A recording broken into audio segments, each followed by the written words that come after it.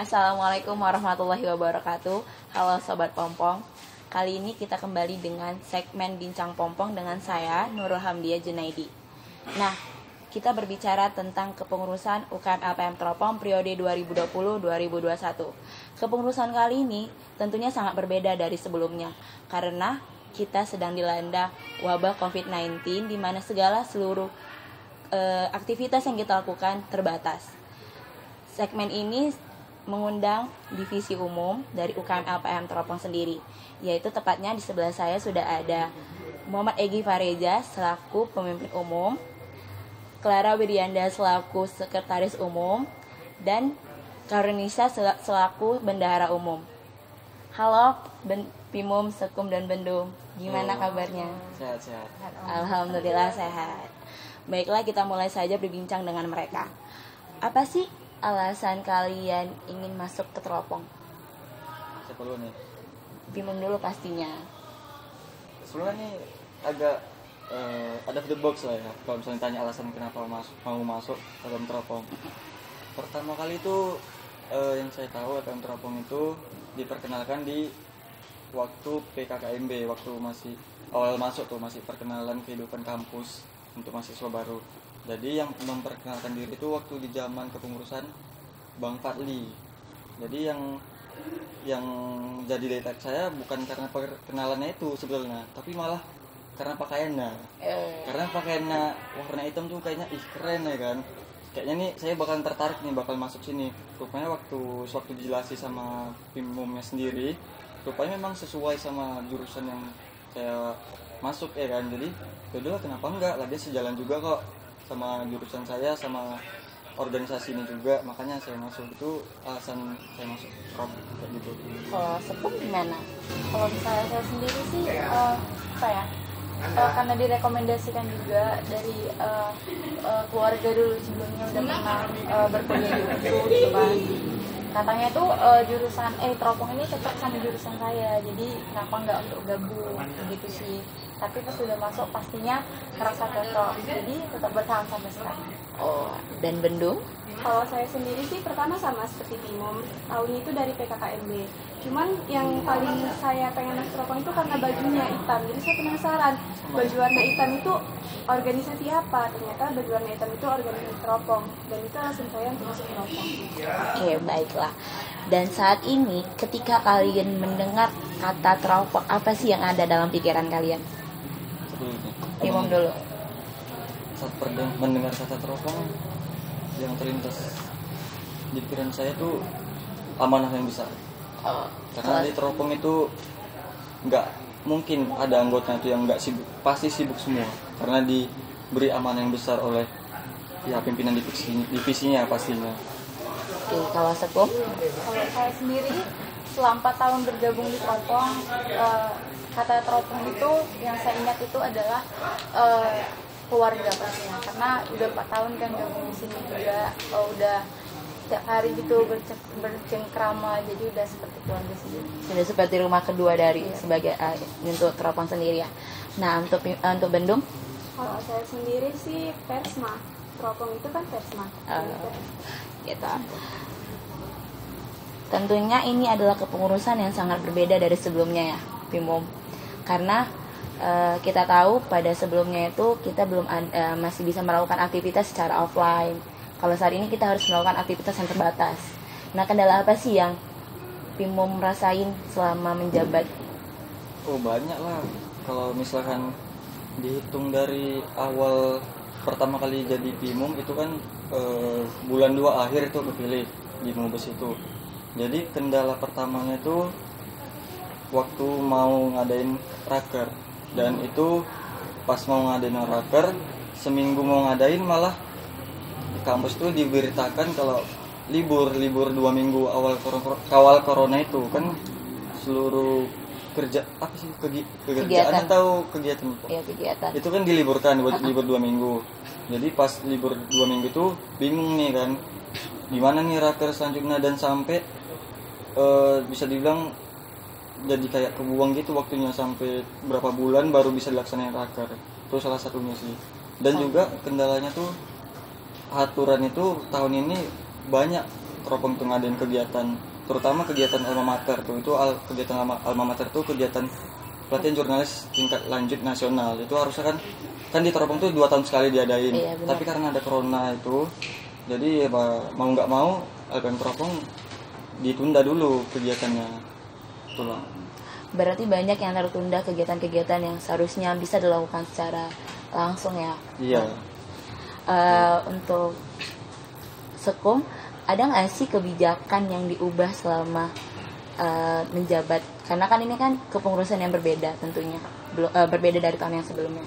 Kalau di divisi umum kebijakan-kebijakannya awalnya itu nggak terlalu banyak sih perubahan yang kami buat, tapi karena situasi pandemi COVID-19 ini jadinya tuh banyak kebijakan, misalnya rapat yang harus diadakan online, terus mulai dari sistem rapatnya, gimana komunikasi satu sama lain, jalankan projanya.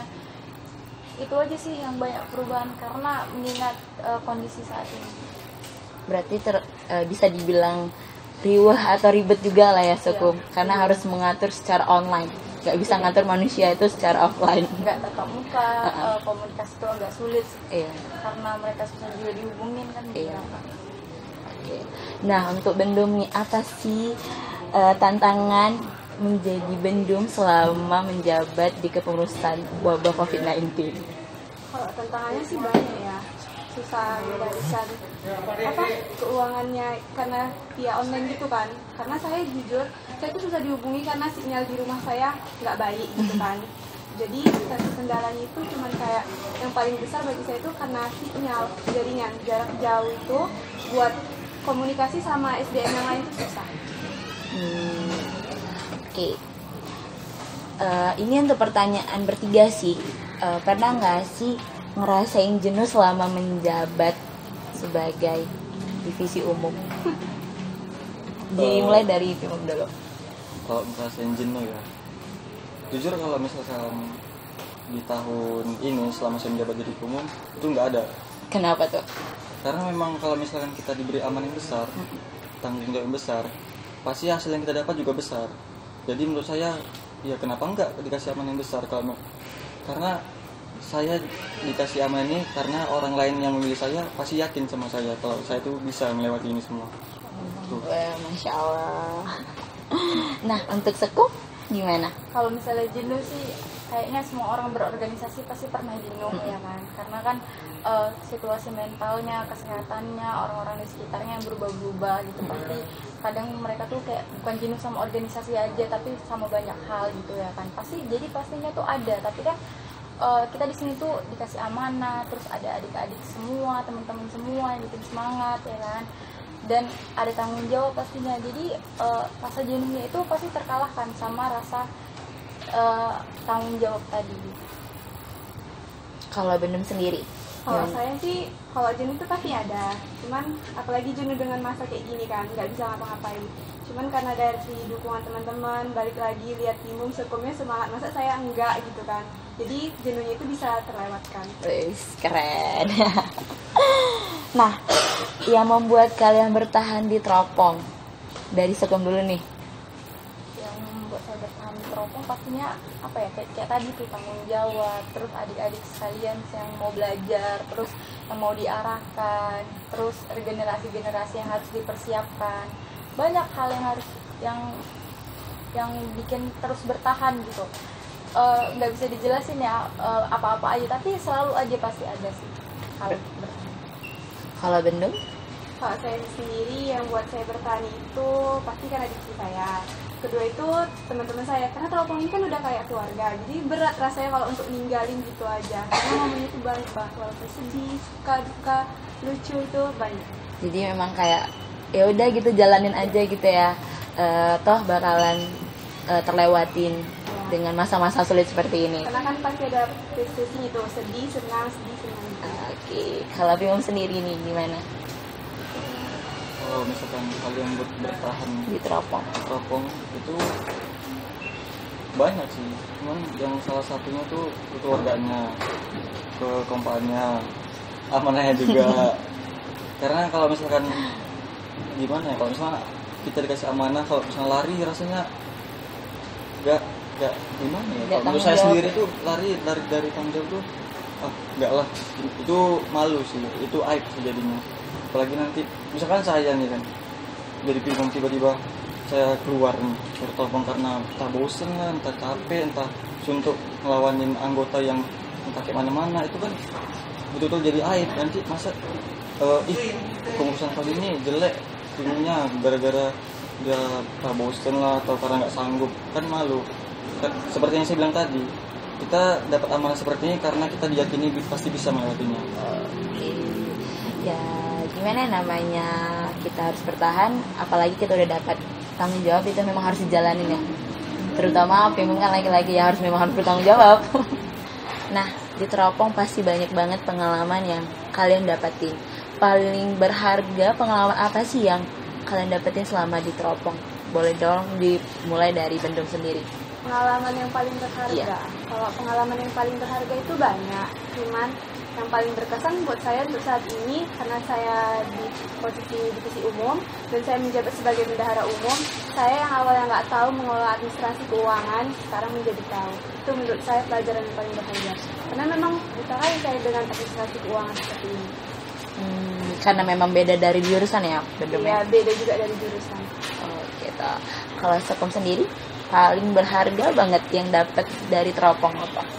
Nah, kalau misalnya saya sendiri sih semua pengalaman itu berharga ya. Semua pengalaman yang saya dapat dari di Teropong itu berharga, dan itu banyak kali, mulai dari awal saya diperkenalkan tentang jurnalistik, tentang tampil di depan kamera, terus sewaktu alma mater dipercayakan untuk menjadi koordinator humas, itu sangat-sangat melatih komunikasi saya, cara saya untuk ngobrol sama orang gimana supaya mereka itu tertarik sama pembahasan yang saya bahas, saya ajukan gitu. Terus juga pastinya kesempatan saya jadi memiliki jabatan-jabatan terkhusus di Teropong ini. Pokoknya banyak sekali sih pelajaran yang paling berharga, dan semua itu berharga sih. Oke. Nah, untuk Primum nih, Kalau pengalaman berharga itu ya seperti yang dikatakan Sekom juga banyak, cuman yang berkesannya aja lah ya, yang betul teringat itu ketika selesai magang, kan habis magang inisiasi jadi anggota muda. Waktu beberapa minggu jadi anggota muda, saya langsung dipilih jadi koordinator acara alma mater, itu acara nasional Teropong. Dan itu sebenarnya saya masih bisa dibilang masih buta, belum tahu kali ngedit gimana, tapi udah dipercayakan sebagai koor. Dan di tahun berikutnya saya yang harusnya masih menjabat, belum BPH lah, harusnya masih pengurus gitu kan, tapi udah dipercayakan oleh pemimpin umum sebelumnya, Agung Sapari Harahap, sebagai pimpinan divisi multimedia. Dan itu betul-betul berkesan dengan saya, karena menurut saya sendiri sih masih ada yang lebih pantas lagi untuk menjadi pimpinan divisi multimedia di tahun sebelum ini. Dan di tahun setelah si Agung Mubes, saya malah terpilih lagi jadi BPH, jadi pemimpin umum malah. Dan itu betul-betul hal yang gak terduga, karena sebelumnya tuh memang udah ada nih target siapa yang mau naik, tapi ya rezekinya malah ke saya. Jadi itu betul-betul kesan yang gak akan pernah saya lupakan lah. Oke, mungkin setelah jadi Pimo, terus jadi Pimo, mungkin di situ mereka bisa lihat abang itu dapat bertanggung jawab apa dari amanah yang dikasih mungkin. Oke, boleh dong saya minta harapan dari ketiga divisi umum untuk kepengurusan selanjutnya. Bisa dari siapa ya dulu ya? Dari Pimo lah kalau gitu. Harapannya tuh untuk orang-orang yang menjabat atau menggantikan kami atau yang membawa kepengurusan ini ke depannya lagi, yang jelas harus lebih aman lagi, bertanggung jawab, jangan lari. Kalau bosan itu marah sama kawan itu pasti wajar, pasti ada, nggak mungkin nggak ada, tapi dewasa dalam organisasi.